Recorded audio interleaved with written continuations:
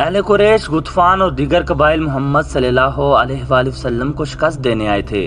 وہ محمد صلی اللہ علیہ وآلہ وسلم کسی ملک کے بادشاہ نہیں تھے، وہ خدا کے رسول تھے۔ خدا نے انہیں ایک عظیم پیغام دے کر رسالت عطا کی تھی۔ آپ صلی اللہ علیہ وآلہ وسلم نے خدا سے مدد مانگی تھی۔ خدا اپنے رسول کو کیسے مایوس کرتا؟ اس کے علاوہ مدینہ کے اندر مسلمانوں کی عورتیں اور بچے دن رات اپنی کامیابی اور نجات کی دعائیں مانگتے رہتے تھے۔ یہ دعائیں رائے گاہ کیسے جاتی؟ 18 مارچ 28 بروز منگل مدینہ کی فضا خاموش ہو گئی۔ سردی خاصی تھی، ہوا بند ہو گئی، موسم خوشگوار ہو گیا، لیکن یہ طوفان سے پہلے کی خاموشی تھی۔ اچانک آندھی آ گئی جو اس قدر تیز و تند تھی کہ خیمے اڑنے لگے۔ جھکڑ بڑے ہی سرد تھے۔ آندھی کی تیزی اور اس کی چیخوں سے گھوڑے اور اونٹ بھی گھبرا گئے اور رسیاں تڑوانے لگے۔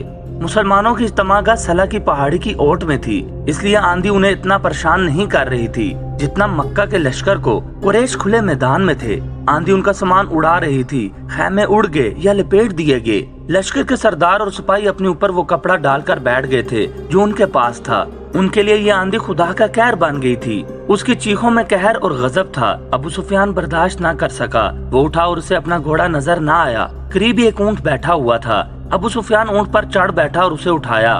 مورخ ابن شام کی تحریر کے مطابق ابو سفیان بلند آواز سے چلانے لگا، اے اہل قریش، اے اہل غطفان، کعب بن اسد نے ہمیں دھوکہ دیا ہے۔ آندھی ہمارا بہت نقصان کر چکی ہے، اب یہاں ٹھہرنا بہت خطرناک ہے، مکہ کو کوچ کرو، میں جا رہا ہوں۔ اس نے اونٹ کو مکہ کی طرف دوڑا دیا۔ خالد کو آج وہ منظر یاد آ رہا تھا۔ تمام لشکر جسے مکہ سے مدینہ کی طرف کوچ کرتے دیکھ کر اس کا سینہ فخر سے پھیل گیا تھا۔ ابو سفیان کے پیچھے پیچھے ڈری ہوئی بھیڑوں کی طرح جا رہا تھا۔ ایسے پسپا ہوتے لشکر میں وہ آدمی نہیں تھے جو مارے گئے تھے، اور اس لشکر میں نعیم بن مسعود بھی نہیں تھے۔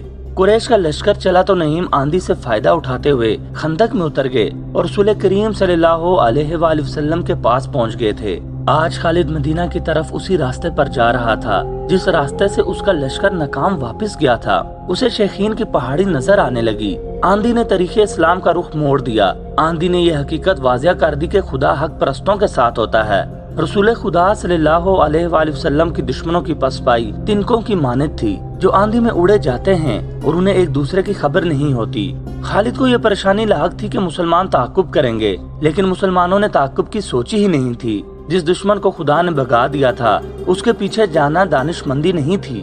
البتہ رسول کریم صلی اللہ علیہ وآلہ وسلم کے حکم سے چند ایک آدمیوں کو بلندیوں پر کھڑا کر دیا گیا تھا کہ وہ دشمن پر نظر رکھیں، ایسا نہ ہو کہ دشمن کہیں دور جا کر رک جائے اور منظم ہو کر واپس آ جائے۔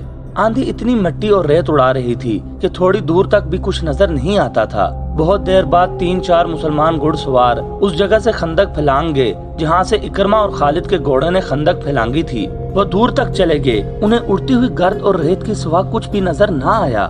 وہ رک گئے لیکن واپس نہ آئے۔ شام سے کچھ دیر پہلے آندھی کا زور ٹوٹ گیا، فضا صاف ہو گئی اور نظر دور تک کام کرنے لگی۔ دور افق پر زمین سے گرد کے بادل اڑ رہے تھے۔ وہ اہل قریش اور ان کے اتحادی قبائل کی پسپائی کی گرد تھی جو ڈوبتے سورج کی آخری کرنوں میں بڑی صاف نظر آ رہی تھی۔ یہ گرد مکہ کو جا رہی تھی۔ تعاقب میں جانے والے مسلمان سوار اس وقت واپس آئے جب رات بہت گہری ہو چکی تھی۔ رسول کریم صلی اللہ علیہ وآلہ وسلم کو جب یقین ہو گیا کہ دشمن گھبراہٹ کے عالم میں بھاگا ہے اور ایسا امکان ختم ہو چکا ہے کہ وہ منظم ہو کر واپس آ جائے گا، تب آپ صلی اللہ علیہ وآلہ وسلم نے کمر سے تلوار کھولی، خنجر اتار کر رکھ دیا اور اللہ کا شکر ادا کر کے غسل کیا۔ اس رات کی کوکھ سے جس سے صبح نے جنم لیا وہ مدینہ والوں کے لیے فتح و نصرت اور مسرت و شادمانی کی صبح تھی۔ ہر طرف اللہ اکبر اور خوشیوں کے نعرے تھے۔ سب سے زیادہ خوشی عورتیں اور بچے منا رہے تھے جنہیں چھوٹے چھوٹے قلعوں میں بند کر دیا گیا تھا۔ وہ خوشی سے چیختے چلاتے باہر نکلے۔ مدینہ کی گلیوں میں مسلمان بہت مسرور پھر رہے تھے۔ فتح کے اس جشن میں بنو قریظہ کے یہودی بھی شامل تھے۔ رسول کریم صلی اللہ علیہ وآلہ وسلم نے انہیں امن و امان میں رہنے کی عوض کچھ مرحات دے رکھی تھیں۔ ظاہری طور پر وہ مسلمانوں کو اپنا دوست کہتے اور دوستوں کی طرح رہتے تھے۔ اہل قریش کی پسپائی پر وہ مسلمانوں کی طرح خوشیاں منا رہے تھے، لیکن ان کا سردار کعب بن اسد اپنے قلعے نما مکان میں بیٹھا تھا۔ اس کے پاس اپنے قبیلے کے 3 سرکردہ یہودی بیٹھے تھے اور اس وقت کی غیر معمولی طور پر حسین یہودن یوحاوا بھی وہاں موجود تھی۔ وہ گزشتہ شام اہل قریش کی پسپائی کی خبر سن کر آئی تھی۔ کیا یہ اچھا نہیں ہوا کہ ہم نے مسلمانوں پر حملے نہیں کیے؟ کعب بن اسد نے کہا۔ مجھے نہیم بن مسعود نے اچھا مشورہ دیا تھا۔ اس نے کہا تھا کہ قریش سے معاہدے کی ضمانت کے طور پر چند آدمی یرغمال کے لیے مانگو۔ اس نے یہ بھی کہا تھا کہ قریش اس سے دگنا لشکر لے آئے تو بھی خندق عبور نہیں کر سکتے۔ میں نے نہیم کا مشورہ اس لیے قبول کر لیا تھا کہ وہ اہل قریش میں سے ہے۔ وہ اہل قریش میں سے نہیں، ایک یہودی نے کہا، وہ محمد کے پیروکاروں میں سے ہے صلی اللہ علیہ وآلہ وسلم۔ خدا یہودا کی قسم، تمہاری بات سچ نہیں ہو سکتی۔ کعب بن اسد نے کہا، وہ اہل قریش کے ساتھ آیا تھا مگر ان کے ساتھ گیا نہیں۔ اسی یہودی نے کہا، میں نے کل شام اسے مدینہ میں مسلمانوں کے ساتھ دیکھا ہے۔ اس وقت تک اہل قریش کا لشکر مدینہ سے بہت دور جا چکا تھا۔ پھر تمہیں کس نے بتایا کہ وہ محمد کے پیروکاروں میں سے ہے؟ کعب نے کہا، میں ایسی بات کو کیوں سچ مانوں جو تم نے کسی سے پوچھی نہیں؟ میں نے ایک مسلمان دوست سے پوچھا تھا۔ یہودی نے کہا، میں نے نہیم کو دیکھ کر کہا تھا، کیا مسلمان اب قریش کے جنگی قیدیوں کو کھلا رکھتے ہیں؟ میرے دوست نے جواب دیا تھا کہ نہیم کب کا اسلام قبول کر چکا ہے، اسے مدینہ میں آنے کا موقع اب ملا ہے۔ پھر اس نے ہمیں مسلمانوں سے نہیں بلکہ مسلمانوں کو ہم سے بچایا ہے۔ کعب بن اسد نے کہا، اس نے جو کچھ بھی کیا ہے ہمارے لیے اچھا ثابت ہوا ہے۔ اگر ہم قریش کی بات مان لیتے تو مسلمان ہمارے دشمن ہو جاتے۔ ایک اور یہودی نے کہا، تم یہی کہنا چاہتے ہو نا کعب، مسلمان پھر بھی ہمارے دشمن ہیں۔ ہمیں محمد صلی اللہ علیہ وآلہ وسلم کے نئے مذہب کو یہیں پر ختم کرنا ہے، ورنہ محمد ہمیں ختم کر دے گا۔ کیا تم نہیں دیکھ رہے کہ یہ مذہب جسے یہ لوگ اسلام کہتے ہیں کتنی تیزی سے مقبول ہوتا جا رہا ہے؟ تیسرے یہودی نے جو معمر تھا کہا، ہمیں اس کے آگے بند باندھنا ہے، اسے روکنا ہے، لیکن کیسے؟ کعب بن اسد نے پوچھا۔ قتل، معمر یہودی نے کہا، محمد کا قتل، نعوذ باللہ، ایسی جرت کون کرے گا؟ کعب بن اسد نے کہا، تم کہو گے کہ وہ ایک یہودی ہوگا، اگر محمد کے قتل میں ناکام ہو گیا، نعوذ باللہ، تو بنو قینقاع اور بنو نذیر کا انجام دیکھ لو۔ مسلمانوں نے انہیں جس طرح قتل کیا ہے اور ان میں سے زندہ بچ رہنے والے جس طرح دور دراز کے ملکوں کو بھاگ گئے ہیں، وہ نہ بھولو۔ خدا یہودا کی قسم، معمر یہودی نے کہا، میری عقل تم سے زیادہ کام نہیں کرتی تو تم سے کم بھی نہیں۔ تم نے جو آج سوچا ہے وہ میں اور لیث بن موشان بہت پہلے سوچ چکے ہیں۔ کوئی یہودی محمد کو قتل کرنے نہیں جائے گا، نعوذ باللہ۔ پھر وہ کون ہوگا؟ وہ قبیلہ قریش کا ایک آدمی ہے، بوڑھے یہودی نے جواب دیا۔ لیث بن موشان نے اسے تیار کر لیا ہے۔ میرا خیال ہے کہ اب وقت آ گیا ہے کہ یہ کام کر دیا جائے۔ اگر تم لوگ بھول نہیں گئے تو میں بنو قریظہ کا سردار ہوں، کعب بن اسد نے کہا، اور مجھے کون بتائے گا کہ اس آدمی کو اتنے خطرناک کام کے لیے کیسے تیار کیا گیا ہے؟ سنو کہا، بوڑھے یہودی نے کہا، اور یہودی حسینہ یوحوا کی طرف دیکھا، میں یہ بات لیث بن موشان کی موجودگی میں سناؤں تو کیا اچھا نہ ہوگا؟ یوحوا نے کہا، اس بات میں اس بزرگ کا عمل دخل زیادہ ہے، ہم اس بوڑھے جادوگر کو کہاں سے بلائیں؟ کعب بن اسد نے کہا، ہم تم پر اعتبار کرتے ہیں، وہ یہی ہیں۔ بوڑھے یہودی نے کہا، ہم اسے ساتھ لائے ہیں اور ہم اسے بھی ساتھ لائے ہیں جو محمد صلی اللہ علیہ وآلہ وسلم کو قتل کرے گا۔ اب ہم انتظار نہیں کر سکتے۔ ہم سب کو امید تھی کہ قریش، غطفان اور ان کے دوسرے قبائل اسلام کا نام و نشان مٹا دیں گے، مگر ہر میدان میں انہوں نے شکست کھائی۔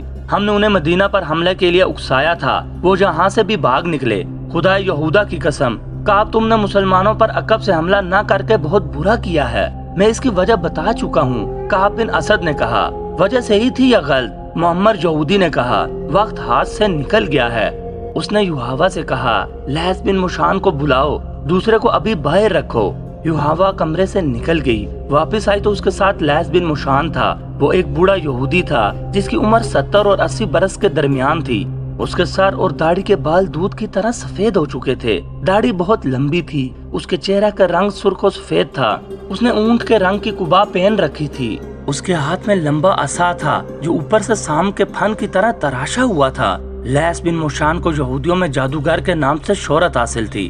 شعبدہ بازی اور کالے علم میں وہ مہارت رکھتا تھا، مگر وہ مکہ اور مدینہ کے درمیان کسی گاؤں کا رہنے والا تھا۔ اس کے متعلق بہت سی روایات مشہور تھی، جن میں سے ایک یہ تھی کہ وہ مردے کو تھوڑی سی دیر کے لیے زندہ کر سکتا ہے۔